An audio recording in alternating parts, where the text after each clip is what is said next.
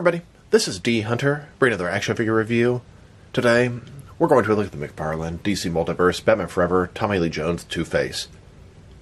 This is Two-Face from Batman Forever the movie, part of the collective build Nightmare Batwave.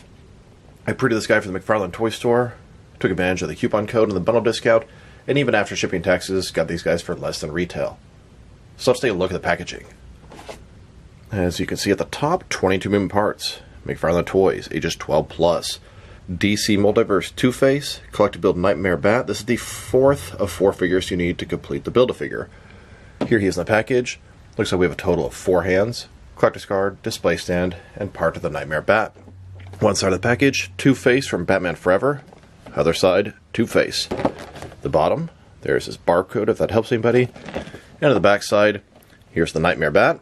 Here's a piece you get with Two-Face. Here's a checklist of all the pieces. And here's the rest of the wave. So with no further ado, let's open him up. And of course, I did get 2 of these figures. One of which to open and enjoy. The other one to keep unopened in my complete Batman-related unopened action figure collection. And like I said before, I did get the entire wave. Batman, Robin, the Riddler, Two-Face, collected build, the Nightmare Bat. 5 figures from Batman Forever. Here we go. Alright. Now that we have this figure out of the package, here he is with all of his accessories laid out. We have a display stand, collector's card, and 2 alternate hands, totaling 4 interchangeable hands. One thing he's missing is some guns. But Warner Brothers has a no-gun mandate. Any officially licensed DC figures cannot come with guns in any way, shape, or form, although they seem to be loosening up at least a little bit on that. Before we take a look at his accessories, let's talk about and check out the figure. So this is Two-Face from Batman Forever, played by Tommy Lee Jones. Now, he played it goofy and campy, laughing a bunch, kind of like the Joker, but that's how he was instructed to play it. He did his job exactly like he was told. Finally, we're getting figures from Batman Forever. They already did Batman and Robin. I expect Batman Returns and 89 to come in the future. So let's take a look at them. Now, it looks very good and accurate to the film, but one thing that's always bothered me is he has this perfect straight line down the middle of his face. If he was burned by acid, it wouldn't be perfect like that. But it's exactly how it looked in the film. One side, Tommy Lee Jones. Other side, pink, crazy, scarred face. And the outfit is just ridiculous. One side, totally normal. One side, tiger stripes and leopard and all kind of stuff. But it looks spot on. He's done with the Dark Knight, Aaron Eckhart Two-Face body. He's got a coin permanently attached to his hand, but fortunately he has an alternate hand without that. Glove in one hand, not on the other. Double jointed elbows, double jointed knees. It looks good. Paint job is on point and fantastic. A lot of detail on that side. It's a good looking figure. Not exactly my ideal version of Two-Face, but definitely accurate to the film. And a closer look at his face and head sculpt, and even though Two-Face is goofy in the film, the figure is on point. They do a great job with their movie figures. Tommy Lee Jones, Two-Face, Batman Forever. And then here's the figure, broken down as far as he can go, with all of his removable parts detached. Now let's check out his accessories, starting off with the boring stuff. Here's his display stand, typical McFarlane display stand we've seen countless times before. Very thin, very basic. Here's his collector's card. As you can see, it's an image of Two-Face, Tommy Lee Jones. Two-Face from Batman Forever. On the back, there is a description. If you want to read that, pause now. And now for his hands. He has a total of 4 of them. 2 left hands and 2 right hands. Here he is with his first pair of hands. His left hand is a fist. His right hand has the coin permanently attached, which would piss me off, but they gave you an alternative, so that makes it okay. And here's his alternate hands. This is a pair of gripping hands with trigger fingers for the guns that he does not come with. And then speaking of guns, I took a couple pistols from the McFarlane Weapons Pack number 1. I wanted Two-Face to have dual pistols. Here's Two-Face holding 2 pistols. 2 of everything. Now I wanted to check out the differences and reuse between this Tommy Lee Jones Two-Face and the Aaron Eckhart Two-Face. So, obviously, the heads are totally different.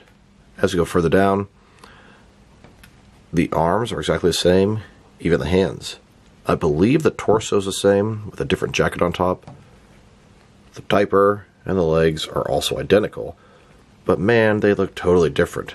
I think this is reuse at its best. And then here are all the McFarlane DC Multiverse figures that utilize this Aaron Eckhart Two-Face body. 5 of them so far, and I imagine they're going to squeeze out some more before the end. Now that I've taken a pretty good look at the figure and his accessories, let's check out his height.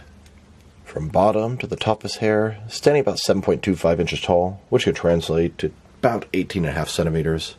And for his articulation, starting with his head, of course, he can rotate side to side. He can look up and down a pretty good amount. Can tilt his head from one side to the other. Shoulders on a ball joint, goes up about 90 degrees, up, down, around. He does not have that typical butterfly ring between his shoulder and chest because the jacket covers up that gap. Bicep cut, double jointed elbows. His wrist can rotate, and it's going to be hinged. In his torso, he does have a ball joint, but it's mostly useless with the jacket. Another ball joint in his waist, rotate around, forward and back. Legs, complete does splits, McFarlane style hip joints. Rotation is non-existent. They go forward about that far, back not much. Double jointed knees, and then the ankles. Forward and back, rotate, tilt, rock. Always had trouble rotating on the Two-Face, Lucius, and this guy. And of course, toe articulation. Here's a look at my Two-Face shelf. I've had it like this for a very long time, and it's always been inspired by Batman Forever.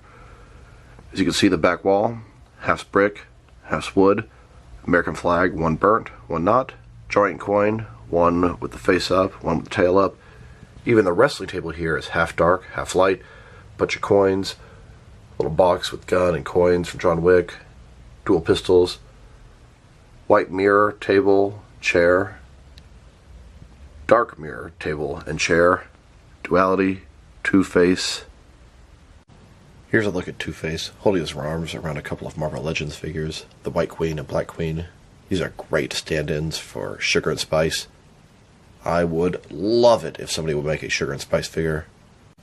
Here's the Riddler, confronting Two-Face in his base, proposing they should work together. Two-Face is not having it. He pulls his gun out, puts it to the Riddler's head, and threatens to kill him. And the Riddler says, "I can tell you who Batman is." And Two-Face decides to flip his coin.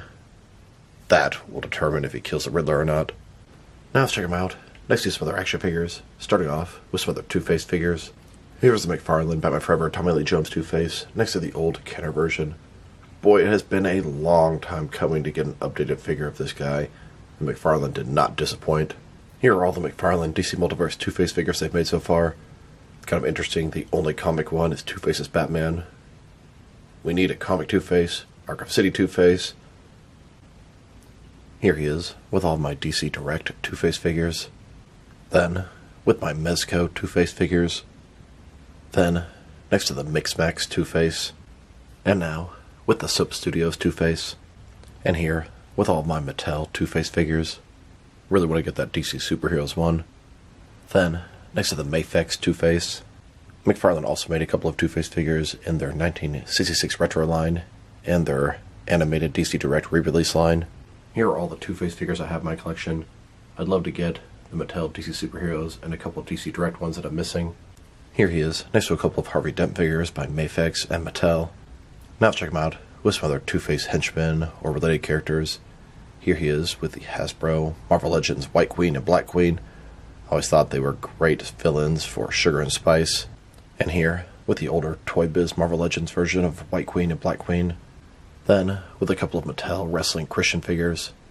I thought with their outfits, they would be perfect for Two-Face henchmen, twins holding double-barrel shotguns. And now, with a couple of Jazzwares Dustin Rhodes figures. With the face paint, perfect Two-Face henchmen. I even have a bloodied-up version of the red one for when Batman gets a hold of him. And here he is, next to a couple of Matt Hardy figures. One from Mattel, one from Jazzwares, both in straitjackets and opposite colors. And finally, here he is with the twins from The Matrix. Now let's check him out with some other Batman Forever figures. Here he is with the rest of his wave. Val Kilmer Batman, Chris O'Donnell Robin, Tommy Lee Jones Two-Face, and Jim Carrey's The Riddler. If you buy the entire wave, you get to collect to connect the Nightmare Bat. This was pretty much deleted from the entire film, but is a pretty cool Build-A-Figure. Here's the only other Batman Forever figure that McFarlane has made. This is Val Kilmer Batman from the Ultimate Movie 6-pack, and this guy is done in the right paint scheme. Here he is next to Mattel's Val Kilmer Batman Forever figure. Even though it's a crappy figure, it's in the suit that I prefer, the Panther suit from the main part of the film. Here he is next to a Mattel DC Multiverse Michael Go Alfred. Although it's not specifically from Batman Forever, he looks the same in all four of the films, and I can't wait to get the McFarlane one in hand. Here he is, next to the Batman and Robin movie wave. Poison Ivy, Mr. Freeze, Batman, Robin, and Batgirl. We really need Bane from this film. And even though the actors and the quality may have changed, Batman and Robin is a continuation of Batman Forever, and is a continuation of Batman and Batman Returns. Then, next to Michael Keaton 1989 Batman figure. Could you imagine Michael Keaton Batman taking on a Tommy Lee Jones Two-Face that was a lot more serious and dark? That could be really cool. Here's a look at a bunch of the rogues from the Burton and Schumacher films. Poison Ivy, Mr. Freeze, Two-Face, the Riddler, and a Mattel version of the Penguin. The Penguin's pretty short, so the Mattel one fits in okay with these figures. Word is that McFarlane is going to be doing a Batman Returns wave with Penguin and Catwoman. And I hope somehow they give us a Jack Nicholson Joker. I know he's very expensive, and it's probably not going to happen, but fingers are still crossed, and we need a Bane for Batman and Robin to complete the Rogues Gallery. Now let's check him out with some of the recently released McFarlane DC Multiverse figures. Here he is, next to the most recent Platinum Wave. Bullseye Batman, Hugo Strange's Batman, Batman Begins Lucius Fox, and the Flash movie Blue and Gray Ben Affleck Batman. Here's Two-Face, next to the most recent Batman Wave. Both the regular and Platinum Chase variants of the Batman Reborn Dick Grayson Batman, the Adam West Batman, and the world's finest fusion Batman Superman. And here he is, next to the 6th wave of Collector's Edition figures, Clock King, Red Hood, Ragman, and Agent Liberty. All 4 of these guys have Platinum Chase variants, and I'm on the hunt for all 4. If anybody's at lead on where I'm able to get one for a reasonable price, or can possibly help me out, please drop me a line in the comments below. It is much appreciated. Then, next to the Walmart exclusive Gold Label Vampire Shazam and Max Mercury. And now, next to the DC Classics Darkseid Mega figure. And here he is, next to the McFarlane Toy Store exclusive Dark Knight Returns Patina Armored Batman, and the San Diego Comic-Con exclusive Superman Centennial Park Tribute Statue. Then, next to the DC Rebirth Tim Drake Robin, and the Platinum and regular versions of the Cyborg Superman. And now, with the previous Platinum Wave, Sportsmaster, Manhunter, and New 52 Reverse Flash. And finally, next to the second digital wave, Green Arrow, Superman, and the Atom. Now let's check him out, next to some action figures from different various companies, so we can see how he fits in both scale and style-wise, in case you want to know which lines you can mix him with. Since he's a McFarlane toy, they're typically the 7-inch scale. I'm going to start off my comparisons with some of the larger action figure lines that I collect, and work way smaller, but first, let's check him out with some of his McFarlane Toys brothers. In Freddy War 5 different action figure lines, all from McFarlane Toys, all 7-inch scale. And now, with some Jack-specific wrestling figures, and some Diamond Select toys. Here he is, next to a kind of sad-looking houseplant. And here he is, with some DC Direct and NECA figures. Then, with both some Mattel and Jazzwares wrestling figures. And now, with some Mezco and Mattel DC figures. Next, with some Mafex and Hasbro Marvel Legends. And finally, with some SH Figure Arts and Jazzwares Fortnite figures. So overall, it is a very cool Tommy Lee Jones Batman Forever Two-Face figure. He looks excellent. It's probably one of the most intricate paint jobs I've seen on a McFarlane figure, and they just nailed it. The sculpt on the face, both the Tommy Lee Jones side and the Two-Face side, are just excellent. He looks just like the movie. His accessories are minimal, but I appreciate the coin hand and the gripping hand for a gun. Of course, you'd have to provide your own gun, but that's not McFarlane's fault. Articulation, it's good. I've always had a problem with those ankles on this particular design of figure. If I were to rate this guy, easy 8 out of 10. Almost want to give him higher, but I think I'm going to settle at 8. Looks great. 2 thumbs up. So this is D Hunter. Thank you guys for watching this video. If you liked the video, press like below. If you have anything you want to say about the video, add to the comment section. If you want to see additional action figure reviews from me, press subscribe. I do appreciate you do that. Once again, this is D Hunter. Thank you guys for watching this video, and I'll talk to you guys real soon.